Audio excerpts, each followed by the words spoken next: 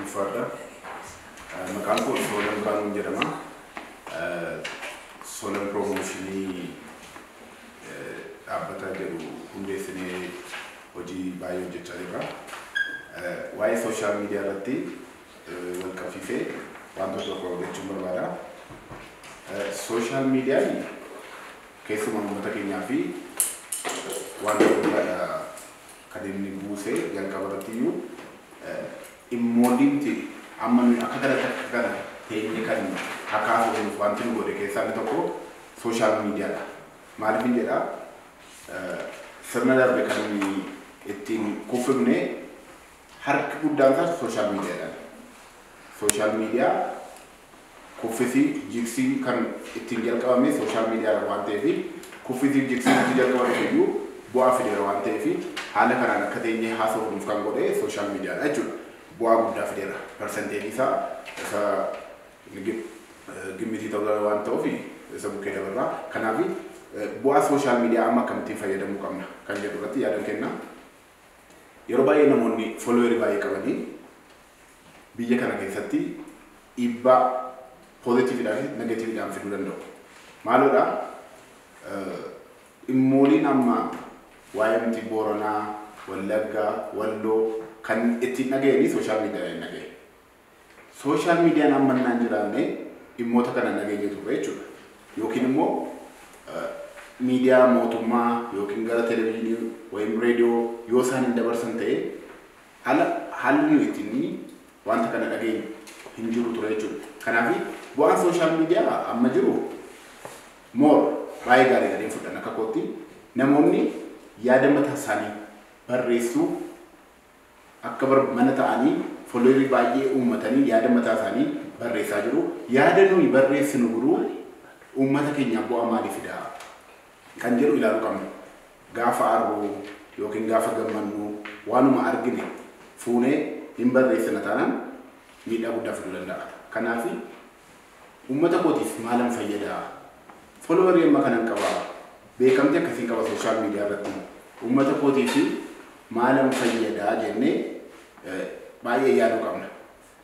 Wal gargaaruu irratti fakkeenyaaf yeroo baay'ee wanta namoonni baay'ee rakkatan jiru.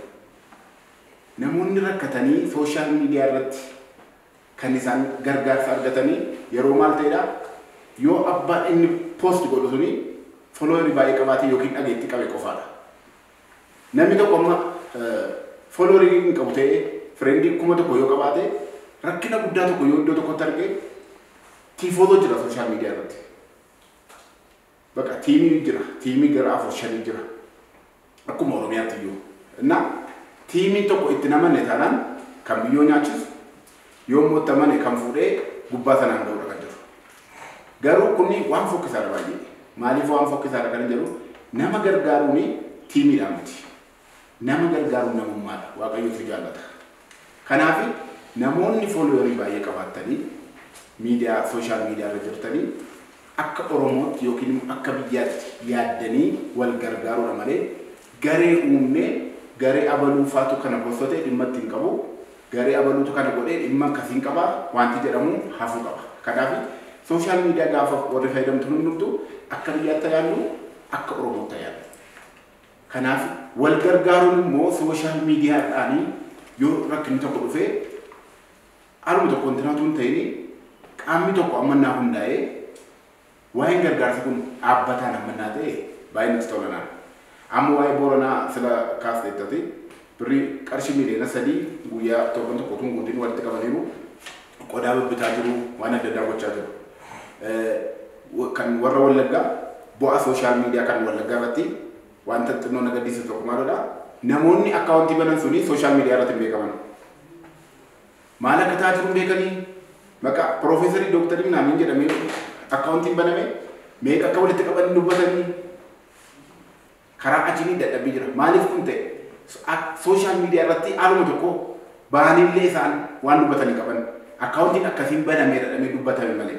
Kanaaf sooshaal miidiyaa poozitiividhaan fayyadamnu taanaan waan gaarii. Amma nu fakkeenyaaf Soolan Promotion jennee kan inni hojjechaa jiru magaalaa Finfinnee irratti baay'inaan ivantoota adda addaa qopheessina. Maaloo ivantii maalii qopheessina? Irreecha irratti Amanuni walelo afaan Oromoo faashinii tourism commission wajjin taanee nammoo Miss Tourism Oromiyaa waan akkasii qopheessaa jirra. Qopheessineerraa sagantaa gaarii ture sagantaa guddaa ture.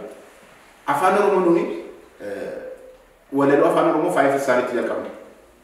Magaalaan Finfinnee kan hunda keenyaati. Kan Oromootis gahee keenya muboo qabna.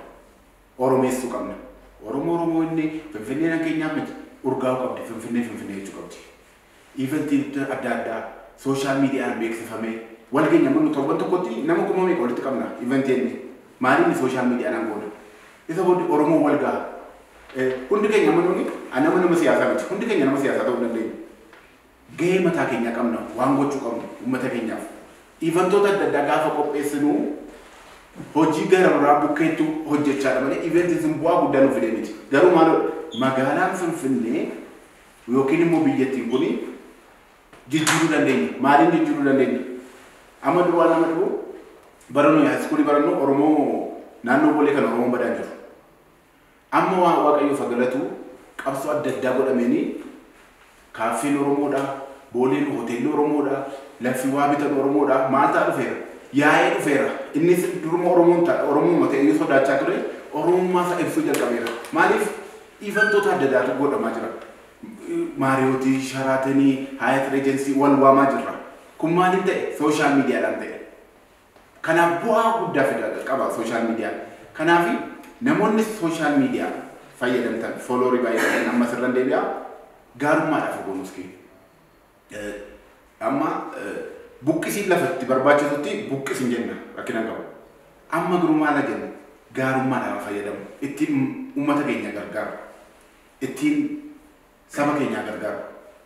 Yeroo baay'ee nan argaa followerii baay'ee warra qabanii laayikii akkamittiin akka isaan argatan. Yeroo baay'ee buqqisiin laayikii baay'ee qaba. Gargaariidha. Maaliif akka ta'e nan galuudha. Garuu namoota utumaatii qabanii, namoota gurguddaa ta'anii, wantoota fokkisoo warri poostotanii waan hin taane godhan kuni amma nagaarummaatti fayyadamanii. Kun immoo maal eeroo barbaachisa mootummaa qofaa miti. Warroota Facebook yookiin social media adda addaa fayyadaman qofaa miti.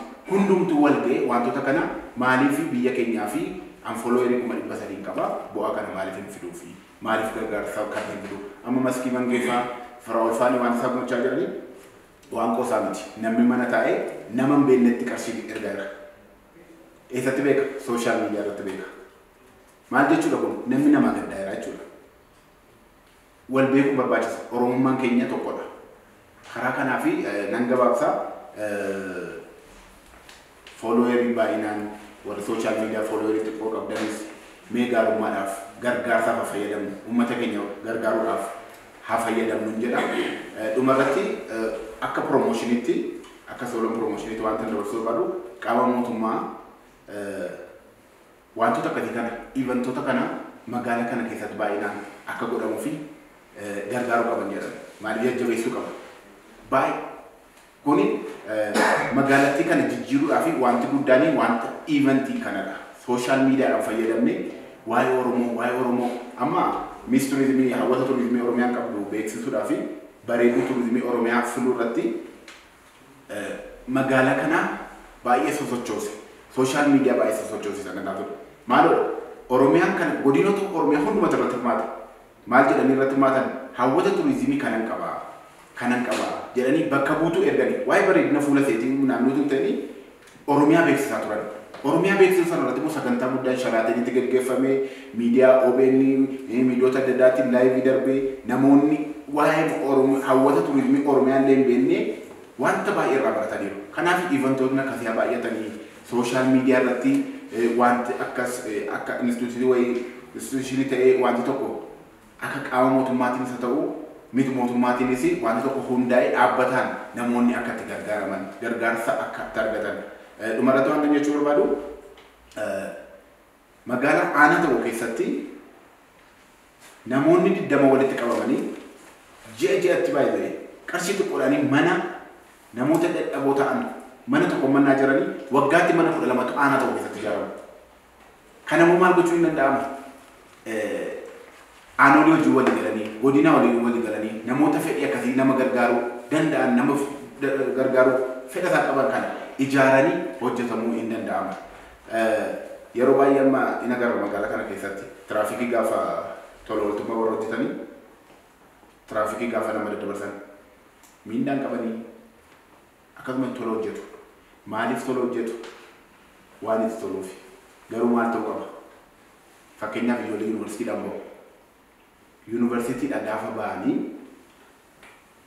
hamma hojii barbaadanitti tola ooltummaa irratti ammanaa bobba'anii waan gaarii advaanteejii maal akka isaan argataniif gaafa qacarrii fakkeenyaaf nama lama nama tokkotti iddoo tokkotti barbaadamu taanaan tuqaan isaanii illee wal qixxeedha yoo ta'e tuqaan isaanii wal qixxeedha inni qacarrii tola ooltummaa irratti sartifikeetii qabu suni advaanteejii haala itti argatu mana mootummaa waan akkasii fa'aa mijeessee fi tola ooltummaan kun nama gargaaruun kun baay'ee hin guddatan jedha ulfaataa galatooma.